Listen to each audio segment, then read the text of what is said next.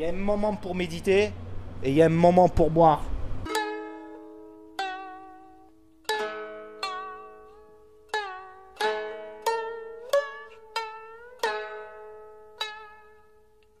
Est-ce qu'on a commencé à se connaître à partir du moment où on a commencé à boire? Je sais pas. Et on a commencé à parler de méditation, on avait déjà un verre dans le nez. Hein. Disons que je dirais que ça a permis de créer des ponts là où avant déjà on sentait qu'il y avait des liens mais qu'on n'osait pas forcément. On se disait pas je vais mettre le point dessus, tu vois. Guillaume, il arrive dans un temple bouddhiste, il a 17 ans. Voilà, Il s'est dit, il faut que je médite. Comme les autodisciples là, il faut que je fasse les trucs pour atteindre la conscience et tout. Mais il s'est passé un truc de ouf en fait. Moi, à 17 ans, donc j'arrive là parce qu'en fait, j'avais un abandon. C'est-à-dire que mon professeur d'arts martiaux était parti à l'étranger. Et je continuais la pratique physique, mais j'avais perdu la pratique spirituelle. Donc je vais dans un temple bouddhiste à la recherche du spirituel. Et à 17 ans, au moment où les hormones sont le plus développées, où on a le plus envie de baiser, je me retrouve dans un endroit où on est quasiment dans le cocon, on va dire, spirituel du moine, donc de la chasteté, etc. À avoir des envies sexuelles liées normales à mon âge, etc. Qui ne sont pas en accord. Et à ce moment-là, le moine, il te tape sur le dos ou quoi? Non, ça c'est la posture. Taper sur le dos, c'est pour la posture.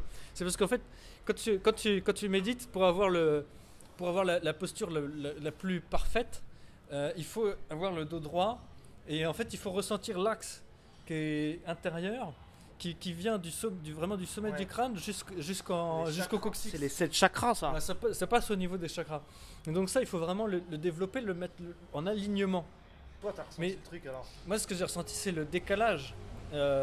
Tu vois, d'être dans un endroit consacré et d'avoir des envies sexuelles. Tu comprends le truc?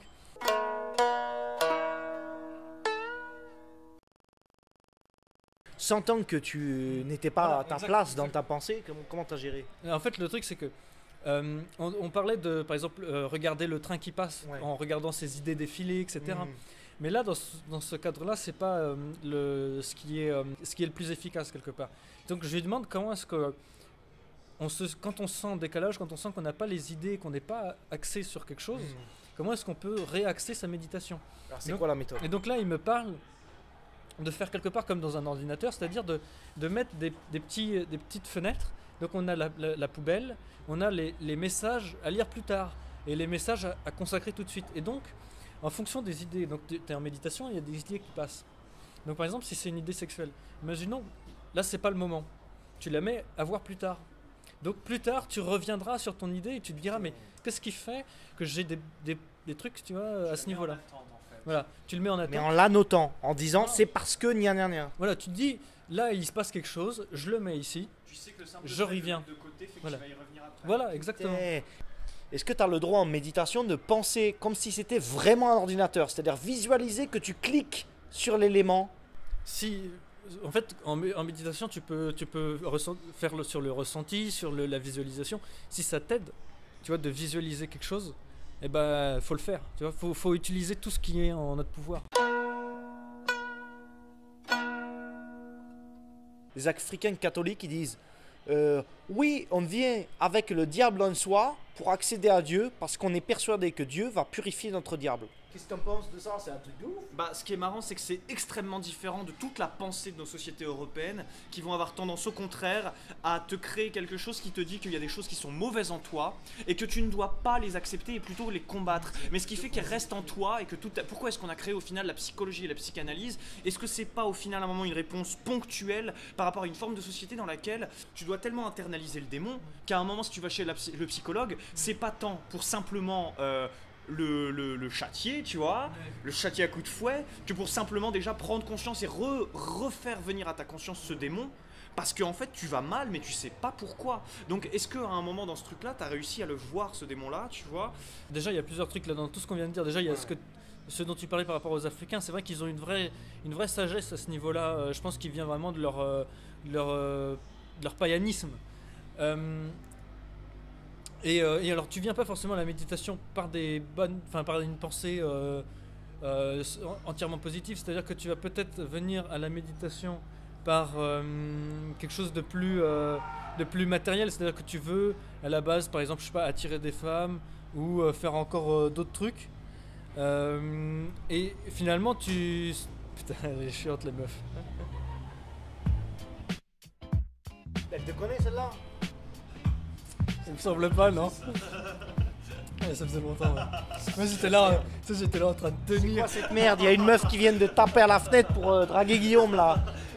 Tu vois, il disait qu'il voulait faire il veut faire du bouddhisme pour attirer les gonzesses et ça marche l'enculé. Ça marche beaucoup trop, putain. Elle est à l'autre bout de la rue, elle rigole encore. Je pense que c'est la caméra. Ouais, c'est ça, ouais. Moi je pense que c'est le bouddhisme. Le pouvoir.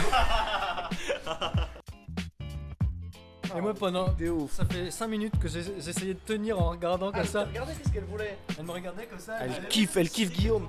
Elle avait décidé, ouais, c'était chaud. Le bouddhisme et le sexe, c'est un truc de ouf. Ça marche très très bien. Eh les mecs, méditez. Il y a des meufs qui tapent à la fenêtre, je te jure, c'est un truc de ouf. Vas-y, t'achètes un Canon, frère, c'est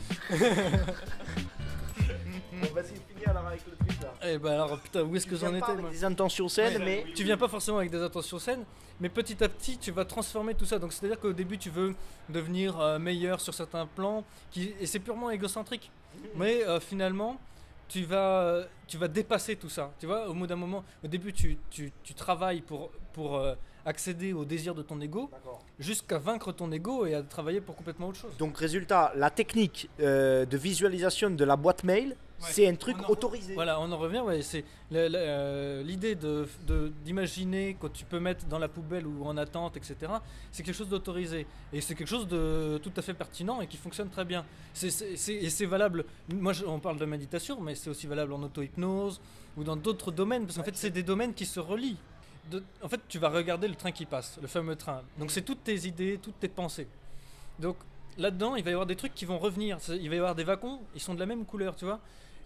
Et donc dans ces trucs-là, ça veut dire qu'il y a quand même une importance. Si tu as 10 idées, et sur les 10 idées, tu en as 5, c'est de la sexualité. C'est-à-dire qu'il faut que tu creuses au niveau de ta sexualité. Donc il faut accepter l'idée principale de la sexualité. Voilà, c'est ça. Il faut quand même que malgré, tu regardes le train qui passe, mais tu dois quand même voir que, je sais pas si le même paysage revient tout le temps alors que t'es pas au même endroit, tu dois quand même faire un recul derrière et ensuite refaire une méditation qui sera elle plus ancrée sur le fait que c'est pas une méditation gratuite que tu oublies ensuite parce que ça, par exemple, moi je pratique une méditation un peu genre à l'arrache où je suis dans le train, je médite un peu, tu vois, et j'y réfléchis plus après. Et ça m'apporte quand même, je pense, sur le jour même au moins ou sur une période quand je le fais, une forme de bien-être. Mais j'y réfléchis pas, c'est juste quelque chose comme ça. Et toi, ce que tu dis, c'est que quand même malgré tout, tu dois rapporter après les choses qui reviennent à ta conscience pour recentrer la méditation dessus. Ouais, exact. Ok. C'est-à-dire qu'en fait, il va y avoir des choses. En fait, au moment où on laisse aller cette espèce d'esprit, c'est en fait, il y a des gens qui appellent ça le soi, c'est-à-dire la petite voix qu'on a au fond de nous, ce truc qui défile sans arrêt. Et au moment où on le laisse aller, lui, il a des trucs à nous dire quelque part, des trucs c'est des trucs que nous, on ressent profondément. C'est aussi ce qu'on a dans les rêves. Quand on fait des rêves réguliers, récurrents, etc., c'est pas forcément notre futur qui arrive dans les rêves. On n'est pas forcément en train de lire notre avenir. Mais ça peut être qu'on a un truc, tu vois, qui nous trotte. On a une idée, il y a quelque chose qu'on n'a pas finalisé. Il y a un truc, on l'a pas abouti, on n'a pas été jusqu'au bout. Ou alors, on a envie d'y aller, mais La méditation, c'est une façon de prendre conscience des choses qui reviennent tout le temps. Ouais. Pour travailler dessus. C'est rendre le rêve qui amène l'inconscient sous des formes symboliques, c'est le rendre conscient, non pas parce qu'il va apparaître clairement, mais parce qu'il va apparaître de manière récurrente, sous des formes récurrentes, qui font que tu vas te dire à un moment, ce point-là est problématique, et en fait, c'est une sorte de mécanisme du rêve dont tu te réempares à un certain niveau. Exact, ouais, complètement. C'est-à-dire, en fait, il y a une sorte de barrière entre le conscient et l'inconscient, et en fait, là, tu fais passer des choses de l'inconscient vers le conscient. C'est créer une réelle perméabilité, mais un peu volontaire. Dire, ok, Volontaire, ça ouais. peut pas. D'accord. Ça, c'est un. L'alcool, c'est un truc de ouf. Je dis l'alcool, c'est créé par les alchimistes, mais c'est un truc de ouf. C'est fait pour ça. C'est fait pour la méditation en groupe. Et Dieu sait qu'on médite. Bah, buvez de l'alcool. Hein. Moi, j'ai que ça à dire. Hein. Soyez spiritueux.